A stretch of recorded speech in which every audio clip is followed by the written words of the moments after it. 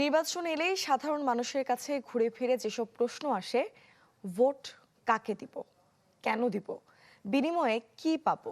উপকূলীয় জেলা সাতক্ষীরাবাসীও একই রকম হিসাব করছেন। তারা বলছেন তাদেরকে প্রতিনিয়ত প্রতিকূল আবহাওয়া আর জলবায়ুর বিরূপ প্রতিক্রিয়া মোকাবেলা করতে হয়। তাই এবারের নির্বাচন ঘিরে ভোটারদের প্রত্যাশা, দাবি এবং প্রতিশ্রুতি যেন বাস্তবতায় রূপ নেয়। সানশাইন আটা ময়দা সুজি, ভালোবাসায় তৈরি।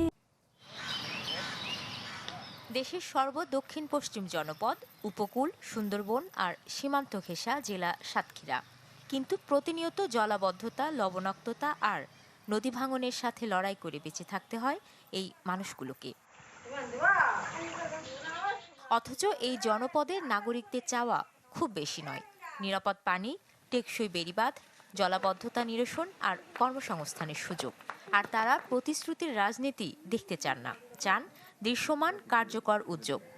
আগামী নির্বাচনে আমরা এমন একজনকে চাই যে আমাদের ভবিষ্যৎকে সুন্দর করবে, আমাদের এলাকাকে সুন্দর করবে। আমরা গরিব দুঃখী তার পাশে যেন জাতি পারি, সেজন্য আমাদের গরিব দুঃখীর পাশে আগে আসতে পারে। উপকূল অঞ্চলের মানুষ যাতে জীবনযাপনের সুন্দর একটা পরিবেশ হয়, ভেড়িবাঁধগুলো টেকসই হয়। তাদের নির্বাচনী স্টার সহ সকল ক্ষেত্রে স্বচ্ছতা জবাবদিহিতা নিশ্চিত করে এই প্রত্যাশা করি। জেলার সচেতন মহল মনে করে ভোটাররা এবার হিসাব করছেন ভিন্নভাবে। কে কথা দিয়ে কথা রাখবেন, প্রতিশ্রুতির বাস্তবায়ন করবেন, তাকেই এবার তারা এমপি নির্বাচিত করতে চান। আমরা এই নির্বাচনে যাদেরকে নির্বাচিত আমরা দেখতে চাই, তারা যেন নীতি নির্ধারণী পর্যায়ে যেমন ভূমিকা রাখবেন, উন্নয়নের ক্ষেত্রেও তেমন ভূমিকা রাখবেন। উপকূলীয়র জন্য পৃথক একটি কাঠামো, অর্থাৎ বোর্ড জাতীয় একটি ডেভেলপমেন্ট কাঠামো গড়ে তোলা দরকার। সাতক্ষীরা জেলার মোট সংসদীয় আসন 4টি আর মোট ভোটারের সংখ্যা প্রায় 18 লাখ।